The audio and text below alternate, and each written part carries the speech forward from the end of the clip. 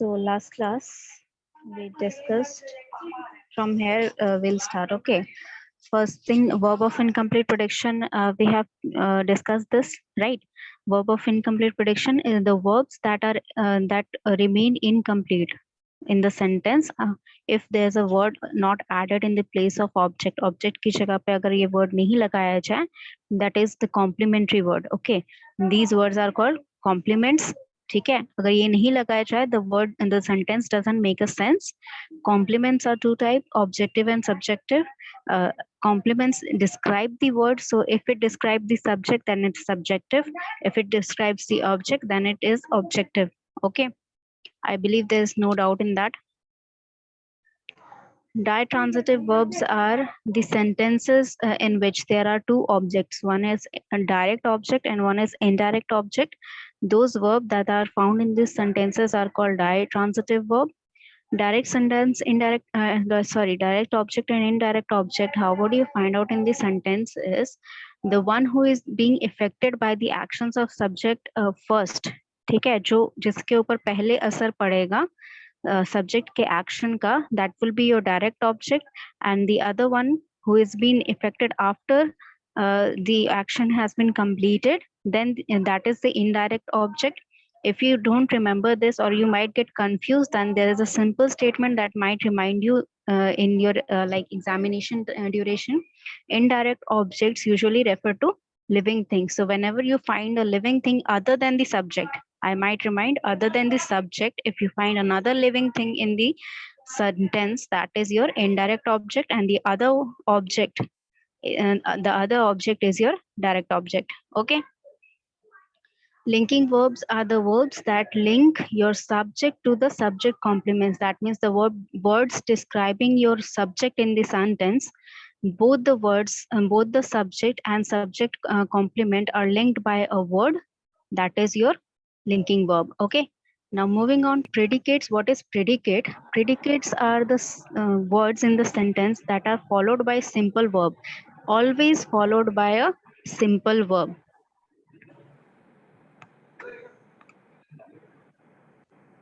Yes, always followed by a simple verb, and they are present in the the formation of your sentence. The structure of your sentence is subject plus verb plus object, right? So they are placed in the object, the place of the object. Okay, they are placed at the place of the object in the sentence, and they describe your object or the something that is describing words. They are describing words. So if they are noun and pronoun, that is will be called predicate nominative word, and if they are adjectives, then they are called predicate adjective form. Now look in this sentence. He says that the water in Mumbai tastes terrible. That means you're telling, he is telling something, वो कुछ बता रहा है, ठीक है. If I'm saying something, then मेरे बोलने का किसी पे इतना असर नहीं पड़ेगा, right? मेरे बोलने पर किसी पे इफेक्ट थोड़ी पड़ेगा. Somebody has unmuted their mic. Okay. Yes, so as I was saying, if he says something, there is no effect, so there is no object. ठीक है, किसी ने कुछ कहा तो अगर उसका कोई effect ही नहीं पड़ेगा, that means there is no object in the sentence. So if there is no object, that means there यहाँ जो place पे है, object के place पे जो है, that is not the object, but that is just taking the place of the object. अब the water in Mumbai, ठीक है, मैं कुछ कह रही हूँ, that is describing the water in the Mumbai. ये जो बोल रहा है, जो आपका स्पीकर है, वो बोल रहा है कि he is talking about the water in the Mumbai. ठीक है. Taste terrible. Taste आपका क्या है? Simple verb है, right? It is for, इसके आगे जो लगा है, ये जो word है terrible. What is terrible? What is the meaning of terrible, and what part of speech that is it refers to? Terrible किस पार्ट ऑफ स्पीच को बिलोंग करता है और इसका क्या मतलब होता है?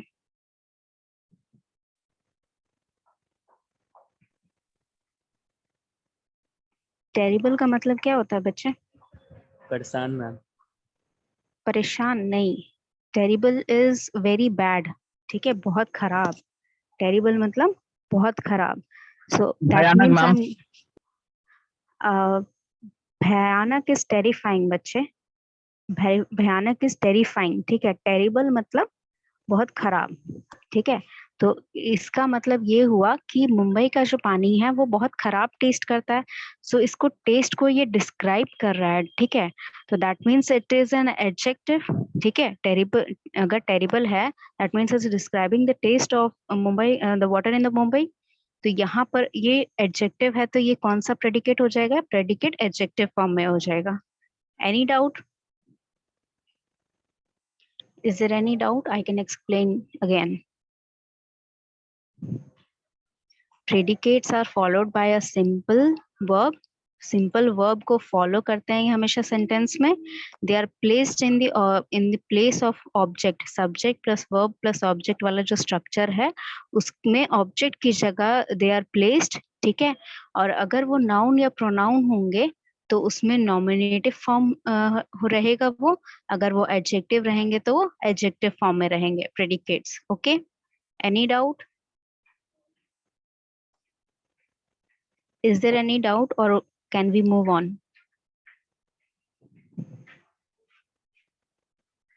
हाँ ना, कुछ तो बोल दो बच्चे, आगे बढ़ें कि यहाँ पर कुछ समझ में नहीं आया आप लोग को? आ गया ma'am.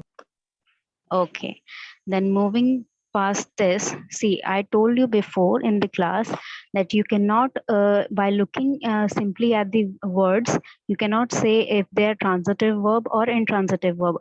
If you're not using them in the sentence, you cannot tell them. So how you can make this table if you cannot tell by the words that they are transitive or intransitive? How you can tell is कि they form the sentences, ठीक है। These words when they are used in sentences, similar form, अगर to lay है तो इसी form में ये change होगा, laid होगा, ठीक है। इसी form में past tense में, present में, continuous में इसको change करके आप जब sentence में use करेंगे then they always form a specific type of statement, okay। whether there is an object, अगर object के साथ ही ये हमेशा form हो रहे हैं that means they are transitive। अगर object के साथ तैयार नहीं हो रहे हैं, sentence में नहीं बैठ रहे हैं, बिना object के भी ये meaning बता रहे हैं sentence का, that means they are intransitive, okay। मैं ये फाइल दे दूंगी, then you can look take a look on of the examples जितने भी यहाँ पर लिखे गए हैं। If you find any thing that you are not able to understand, you can ask me in the class, okay, after I've given this file. Now, what is causative verb? Causative verb is written here that causative verb shows that somebody or something is indirectly responsible for an action. That means till now, what we were doing in the sentences, there was a subject who was responsible for doing something. उसने कुछ किया था, आपके subject ने उसका मतलब कोई effect पड़ा था आपके object पे. That's how you were forming the sentence. Okay, but causative verbs are those verbs in which you are not, मतलब आप जो subject हैं, subject is not directly responsible for something, ठीक है। Like if I say I made him laugh, ठीक है, तो मैंने directly उसको कुछ तो नहीं किया, I have not physically forced him to laugh, right। मैंने उसको कोई joke बोला जिसपे वो हंस दिया, that means there is no actual effect of my action, there is a reaction, ठीक है। एक्चुअल इफेक्ट जो है वो इफेक्ट नहीं, आपका रिएक्शन आ रहा है, जो ऑब्जेक्ट है उसका रिएक्शन आ रहा है। The subject is doing something, ठीक है, और उसका इफेक्ट बताने के बजाय आपको सेंटेंस में उसका ऑब्जेक्ट का रिएक्शन पता चल रहा है, ठीक है। So I made a joke and he laughed. तो शॉर्ट दिस सेंटेंस, ये जो सेंटेंस है कि that made a joke and he laughed, तो ये दो सेंटेंसेस हैं, ठीक है, जिनको ज्वाइन करके you have made it in a short form type of sentence that I made him laugh. That means I must have done something to make him laugh, but I did not do physically force him or do anything directly to him to make him laugh, right? कोई doubt किसी को इसमें? Is there any doubt? No, ma'am. Causative verb समझ में आ गया? Yes, ma'am. Okay, then moving on, we'll start with the auxiliary verb. Now, auxiliary verb, I have told you, are two types, primary and modal. primary have itself within three types. Okay, to be verb, to have verb, and to do verb. Now first is your to be verb. These are your to be verbs: is, am, are, was, were. Now tell me where are these used? आपका जो sentence रहेगा, what is your status of your subject when these verbs are used? is कहाँ लगेगा, am कहाँ लगेगा, are कहाँ लगेगा, was कहाँ लगेगा, were कहाँ लगेगा?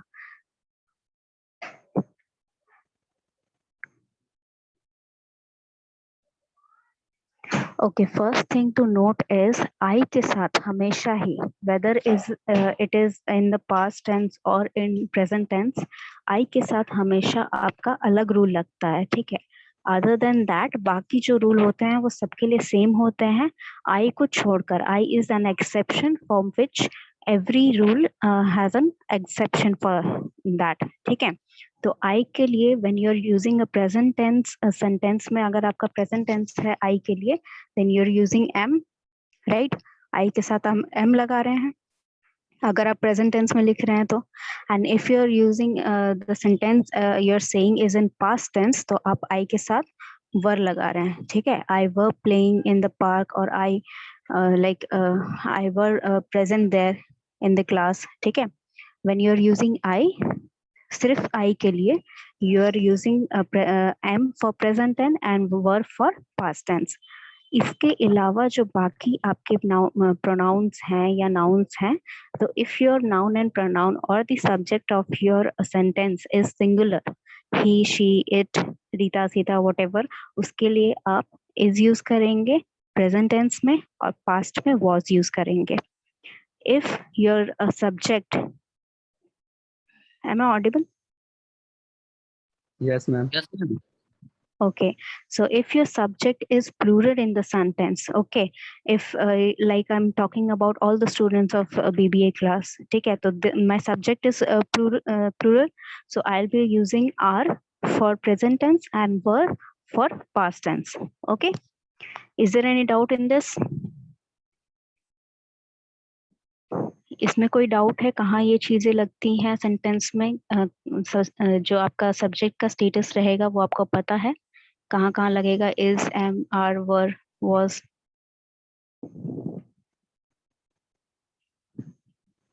समझ में आया आपको ये सारा जो मैंने अभी बताया? मैम एक एग्जांपल बताइए. एग्जाम्पल किसके लिए? सारे के लिए एक एक एग्जाम्पल बता दें. Was were के लिए मैम. was were के लिए he was playing in the park, और he was present in my class, ठीक है? and if it is plural, like they were coming back from home, ठीक है? they were traveling together. if you want you can search other examples also. समझ में आया या और example दूं? मैम प्लूरल का यूज वर के साथ करेंगे. हाँ, प्लूरल का यूज आई को छोड़कर, ठीक है? आई के लिए हमेशा अलग रूल रहता है. आई को छोड़कर बाकी जगह if your subject is plural तो आप क्या वर लगाएंगे, ठीक है? और अगर आपका सिंगुलर है पास्ट टेंस में, वॉज और वर हमेशा पास्ट टेंस में यूज होगा. तो वॉज तब लगाएंगे जब आपका सब्जेक्ट सिंगुलर है. Okay, if I'm talking about myself, if you are talking about yourself, then you will be using I, तब वहां पर वर लगेगा, ठीक है? आई को छोड़कर बाकी अगर कुछ है, ठीक है? If I am using your name, ठीक है? Prashant was present in my class, ठीक है? लेकिन if I am telling that I was, like अगर मैं ये बता रही हूँ कि आई वर्ड मैं वहां प्रेजेंट थी, तो मैं आई वॉज नहीं लगाऊंगी, आई वर्ड लगाऊंगी, ठीक है? आई के साथ हमेशा वर्ड लगेगा. कोई डाउट इसमें कि we can move on? Okay ma'am. Okay, then moving on, these verbs are used for two types of sentence formation. One is when you're telling about a plan or schedule, ठीक है? अगर आप बता रहे हैं कि आई विल बी टेकिंग, लाइक अगर मान लीजिए नेक्स्ट क्लास के लिए अगर मैं बोलूँ कि I am to take your next class, ठीक है? इफ लाइक आपका अगर कोई टीचर नेक्स्ट में एब्सेंट है नेक्स्ट क्लास में, so I will be taking her, और I will be taking your class next, or I am to take your class next. This is the formation. If I'm planning or scheduling something, or you can use it to convey order or command. That means if I would like to see the solution for the questions that I have sent you in the next class, or you are to submit the assignment till this day. Okay, when you're commanding, instructing, or when you're scheduling or planning. Okay. Now next is your when you're using about. About अब sentence में कब use करते हैं? About you use in the sentence when you're just starting something or you're about to end something. ठीक है, जैसे I'm just about to start the class or I'm about to end this. एकदम आप एकदम time limit का जो एक है फ्रैक्शन ऑफ सेकेंड्स में रहे, तब आप वहां पर क्या करेंगे? तब आप वहां पर about का यूज करेंगे. ठीक है, when you're like seconds away from doing something or from ending something. कोई डाउट इसमें? No ma'am. ओके, नाउ ये टू बी वर्ब होते हैं, वो आपके ऑर्डिनरी वर्ब भी होते हैं where there is only a subject present in the sentence, only a subject present in the sentence and a subject complement. This is not your object, this is your subject complement because it is telling you about something, your and describing word of your subject. Okay, ये subject है, इसके बारे में कुछ आपको बता रहा है कि इसका प्रोफेशन क्या है, how is he behaving. I am काम मतलब मेरा मूड क्या है, it is referring. She is 25 मतलब उसकी एज बता रहा है. She is being funny, how is she being. ठीक है, ये डिस्क्रिप्शन वर्ड दे रहे हैं. That means this is not the object of your sentence, this is your subject describing word, that is subject complement. Okay, now next is when is or are और your to be verbs जो हैं वो there के साथ कब लगते हैं? There is used basically for two reasons. Either you want to tell your placement of noun, जो भी आपका sentence में noun use हो रहा है. If you want to tell the placement that there were BBA students who were present in the class. Okay, तो आप class में present थे, आपका प्लेसमेंट बताने के लिए देयर यूज होगा, और the number of students, right. There were 49 students और there were 50 students in the class. ठीक है, when you are telling about the quantity और when you are telling about the placement of the noun, then there is used in the sentence. Okay, any doubt till now? अभी तक जो पढ़ाया समझ में आ गया सब? अभी तक जो पढ़ाया?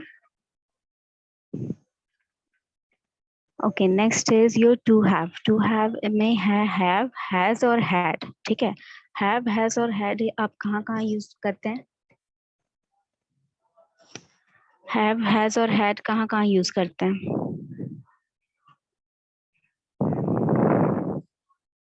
Again here I would like to point out when you are using I in the sentence, subject आपका अगर I है उसके लिए अलग रूल है. ठीक है, if you're using I in the present tense of your sentence तो आपका have लगेगा I के साथ.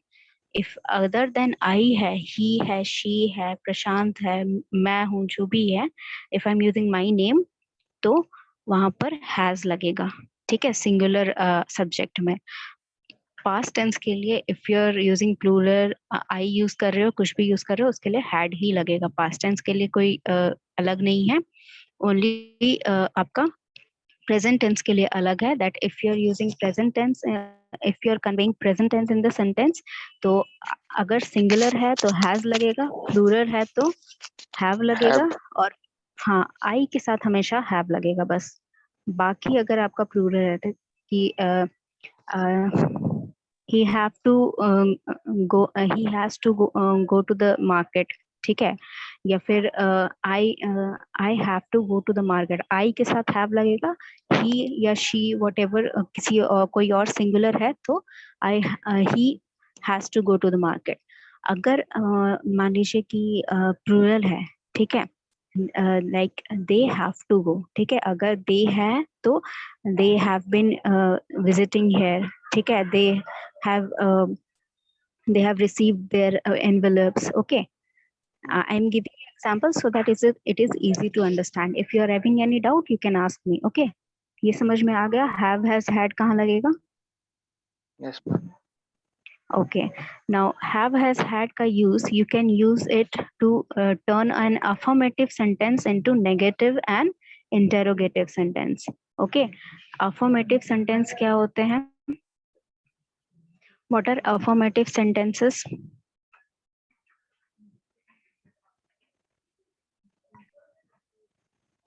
अफर्मेटिव सेंटेंस जो होते हैं वो आप खुद से जो भी स्टेटमेंट बोलेंगे, ठीक है, वो सारे सेंटेंस आपके अफर्मेटिव होते हैं. नेगेटिव स्टेटमेंट तब बोले जाते हैं सेंटेंस को when you are negating something. That means अगर कोई स्टेटमेंट बोला गया है या कोई सवाल पूछा गया है and you are replying in negative, in negation, आप मना कर रहे हैं किसी चीज के लिए, then you are forming a negative sentence. Interrogative you know when you are questioning something. Okay, तो ये टेबल आप देख लीजिए. If you are having any doubt you can ask मी.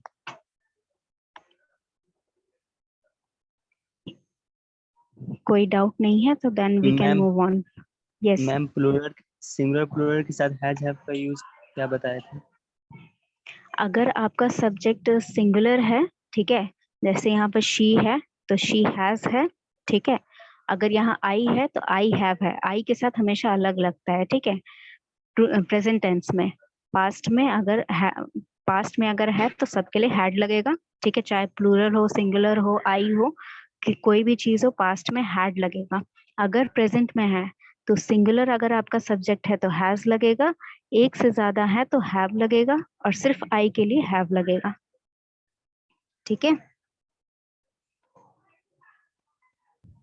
समझ में आया? Yes ma'am.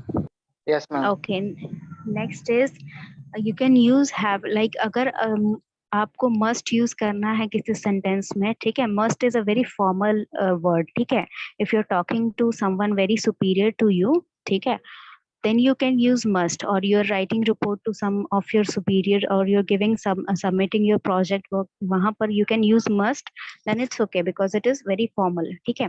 But if you're talking to someone like आप अपने friend से बात कर रहे हैं और you are talking to someone who is like in an authoritative place but you're friendly to them, ठीक है, तो वहाँ पर must use करने से it conveys a very wrong meaning, ठीक है, like you're exerting authority on them. To avoid this situation you use have, ठीक है. आप have को must का meaning convey करने के लिए use कर सकते हैं. How would you use that? I have to have a car like that. That means you're exclaiming this statement कि मुझे ऐसी कार लेनी ही चाहिए, और I have to मतलब मुझे ऐसी कार लेनी ही लेनी है, ठीक है, whether right now or in future it doesn't matter, I have to have this car, ठीक है, a car like that, ठीक है. When you're pressurizing something, ठीक है, must आप कब बोलते हैं? When there's a necessity, right? Like you must obey your elders, ठीक है, जो भी necessity होता है, when you're exerting pressure on some statement that it must be followed, ठीक है, these rules must not be broken, तो उसकी जगह you can use have. If there's an informal communication then you can use have and has, ठीक है. She has to pay her own tuition fee at college, मतलब उसको पे करना ही है अपना tuition fee, ठीक है, that's a necessity. Any doubt in this? Ma'am, Any? in first Yes. in first example, he used the double have. Yes, I have to have a car, मतलब जो पहला have लगा है that is conveying the meaning of must, ठीक है, और ये वाला have मतलब मुझे चाहिए, ठीक है. ये second have जो है ये उसके लिए है to convey the meaning. have मतलब क्या है? I have a pen, मतलब मेरे पास एक पेन है, ठीक है, तो वो वाला meaning convey करने के लिए have लगाया गया है, ठीक है. One is for conveying the meaning of must and the second one is for conveying the meaning of what have represent, ठीक है. have जो generally आप use करते हैं that I have a house, I have a plan, ठीक है, जो भी आप मेरे पास एक plan है, वो चीजें convey करने के लिए have लगाया गया है यहाँ पर. Or you can also create this type of phrase when you're exerting some pressure, ठीक है, जैसे मैंने आपको बताया था कि आप अगर प्रोनाउन में मैंने बोला था ना कि बार बार अगर प्रोनाउन लग रहा है, ठीक है, हायर एंड हायर और लोअर एंड लोअर, तो वो कंटिन्यूअस लग रहा है, कंटिन्यूअस कंपैरिजन हो रहा है इसलिए लग रहा है, ठीक है, एडजेक्टिव में. तो दैट मीन्स कि वहां पर आप प्रेशराइज कर रहे हैं उस चीज को, बहुत ज्यादा जोर दे रहे हैं उस चीज को कि ये चीज होनी ही चाहिए या ये चीज हो ही रही है। तो to convey that meaning also you can use have to have वाला फ्रेज, ठीक है। अदर देन ग्रामेटिकली इसका यूज इसलिए हो रहा है 2 बार, क्योंकि हैव जो है यहाँ पर एक हैव मस्ट के लिए रिप्रेजेंट किया जा रहा है और एक हैव आपका जो जनरल सेंस में हैव यूज होता है उसके लिए रिप्रेजेंट कर रहे हैं। Okay, Ma'am, any doubt? instead of car, there is, yes, ma'am. Instead of car, there is a essential item example. When that's why we use also have. हाँ, if you like if say like in during the corona pandemic there was a panic in the citizens, like they won't get enough ration to store, right? तो उस time में भी you could use like you have to have bring the stationery or you have to have bring the ration for the household, ठीक है, you can use that also. इसलिए यहाँ पर exclamation mark किस लिए लगाया गया है? That means you are excited about something, ठीक है। मान लीजिए आप कॉलेज से घर जा रहे हैं या घर से कॉलेज जा रहे हैं और आपने रास्ते में कोई गाड़ी देखी जो आपको बहुत पसंद है, what ever brand you like, ठीक है, ऑडी हो गया, मर्सिडीज हो गया, what ever brand you like, and you just वो आपका मतलब एक होता है ना, एक्सट्रीम हैप्पीनेस से निकलता है कि अरे ये गाड़ी मुझे चाहिए ही चाहिए। Yes, so that extreme emotion is conveyed by this exclamation mark, ठीक है। तो दैट इज वाई ये जो हैव टू हैव वाला स्टेटमेंट है, that is used, this phrase is only used when you are conveying और pressurising that you are excited about something और you are frightened about something, your extreme emotions are conveyed by this. Okay, is there any doubt? Excuse me ma'am. Yes ma'am, वो affirmative और negative में doubt है, थोड़ा ऊपर करिए ना PDF. Affirmative और नेगेटिव में? I don't have a pen, ये तो नेगेटिव सेंटेंस है ना? हाँ, वही चीज मैं समझा रही थी आपको कि negative does not means that अगर कोई सेंटेंस में नहीं बोल रहा है, दैट डजंट मीन कि वो नेगेटिव है, ठीक है। नेगेटिव सेंटेंस तब बनता है व्हेन योर नेगेशन, आप किसी चीज का अगेंस्ट बोलते हैं या अपोज करते हैं, ठीक है। That I do not believe in that statement. अगर मान लीजिए अगर आप कह रहे हैं कि if somebody says that dairy milk is the best brand of chocolate, ठीक है, if I negate that sentence, मतलब मैं उसको oppose करूं कि no, I don't believe that, I like let's say 5-star much better, ठीक है। तो if I'm negating something, if I'm opposing something, then those statements are called negative statements. Affirmative statements are just general statement, ठीक है, जो कि मुझे किसी का नेगेशन करने में या मुझे किसी को मना करने के लिए यूज नहीं हो रहा, ठीक है। अभी अगर मुझे कहीं सिग्नेचर करना हो और मैं बोलूं कि अरे I don't have a pen, तो वो स्टेटमेंट अफर्मेटिव होगा, ठीक है, because nobody asked me if I have a pen और नॉट, और nobody asked me to buy a pen, something like I am not negating something, ठीक है। मैं किसी का अपोज नहीं कर रही हूँ, मैं किसी को मना नहीं कर रही हूँ, I just made a simple statement that I don't have a pen right now, ठीक है। So that is what your affirmative statements are. आगे एक सेंटेंस सुना पड़ा ना, तो आगे कोई सेंटेंस, इसके लिए I don't have a pen, आगे कोई सेंटेंस सुना पड़ा तभी तो पता चलेगा कि वो अपोज कर रहा है वैसे। हाँ बिल्कुल बिल्कुल, दैट इज नहीं, अपोज कर रहा है का मतलब ये नहीं, I don't have a pen के आगे कोई क्वेश्चन होगा तब, ठीक है। If there is a conversation, like if I asked, मैंने क्लास से पहले पूछा, ठीक है, कि क्या आपको सब समझ में आ गया, do you understand everything, then उसमें अगर इफ यू लाइक सेइंग कि no ma'am I didn't understand this, then you are stating a negative statement, ठीक है। अगर if I am not asking you anything, I just started the class and you told me कि ma'am पिछले class में आपने ये समझाया था, मुझे नहीं समझ में आया था, that is affirmative statement, because you are not negating something, you are just stating a fact कि मुझे ये चीज समझ में नहीं आई, ठीक है। अभी अंतर समझ में अभी समझ में आ गया अंतर? Okay, then we still have time. I have taken the attendance, so no need to worry about that. ये वाला चीज खत्म कर लेते हैं so that we can move on. Next class हम लोग start कर लेंगे और दूसरा चीज auxiliary verb का to do form जो होता है that is this, do, does and did, ठीक है। इसका use जो होता है sentences में again वही, if you are using यहाँ पर देखिए, if you are using singular one, यहाँ पे नेगेटिव स्टेटमेंट और क्वेश्चन के लिए, इंटेरोगेशन के लिए यूज हो सकता है। जैसे यहाँ पर भी देखिए एग्जांपल है, do I have a pen, ठीक है, does she have a car. यहाँ पर देखिए अंतर, देखिए डू, डिड, ठीक है, did he have a car, have a house. यहाँ पर सिंगल, सारे आपके सिंगुलर हैं और तीनों चीज के लिए ही डू, डज, डिड यूज हो रहा है। दैट मीन्स तीनों वर्ड्स डिफरेंट मीनिंग कन्वे कर रहे हैं डिफरेंट जगह लगकर, ठीक है, डिफरेंट मीनिंग कन्वे कर रहे हैं। सिमिलर मीनिंग तो सिमिलर एक्चुअली है सेंटेंस में जहां आपका ये है, लेकिन एक ही फॉर्म जो आपका सब्जेक्ट है सब में सिमिलर है, ठीक है, और सबके लिए अलग अलग यूज हो रहा है। तो that means you have to make it sure कि आप क्या चीज पूछना चाह रहे हैं। सो डिड, डू, डज और डिड जो होता है वो आपका नेगेटिव और इंटेरोगेटिव क्वेश्चन फॉर्म करने के लिए या नेगेटिव स्टेटमेंट फॉर्म करने के लिए यूज होता है। Did you eat the chocolate, और does she know the rules that are to be followed, ठीक है। या फिर आपका डू जो होता है, डू, डज या डिड जो होता है वो एम्फेटिक स्टेटमेंट के लिए यूज होता है। एम्फेटिक क्या होता था ये मैंने बताया था आपको प्रीवियस क्लासेस में। एम्फेटिक क्या होता है, what is emphatic statement?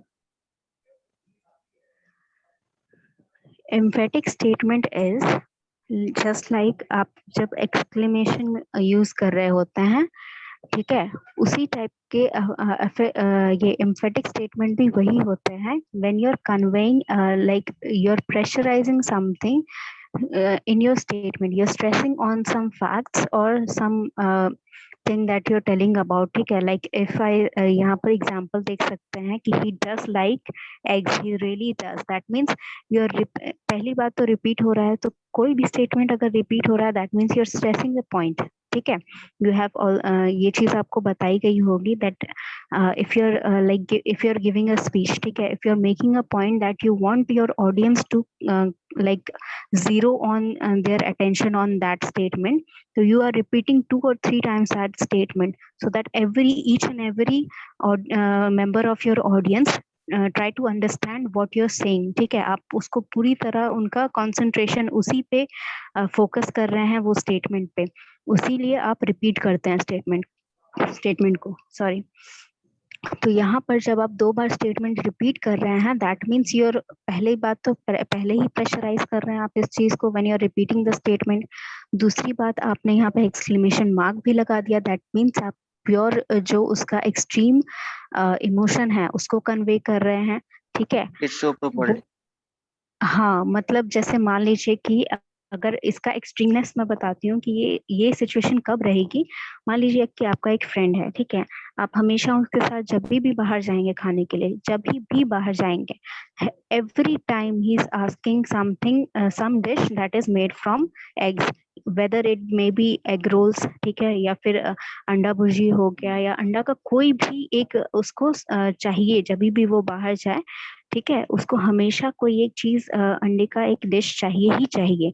Then these statements are make, मतलब उस सिचुएशन में अगर आप उसके बारे में बता रहे हैं तब इस टाइप का स्टेटमेंट आप लगा सकते हैं। That means you are pressurising that उसको कुछ और नहीं दो, सिर्फ अंडा दो तो वो आराम से खा लेगा, ठीक है। that this extreme emotions are conveyed from emphatic statements।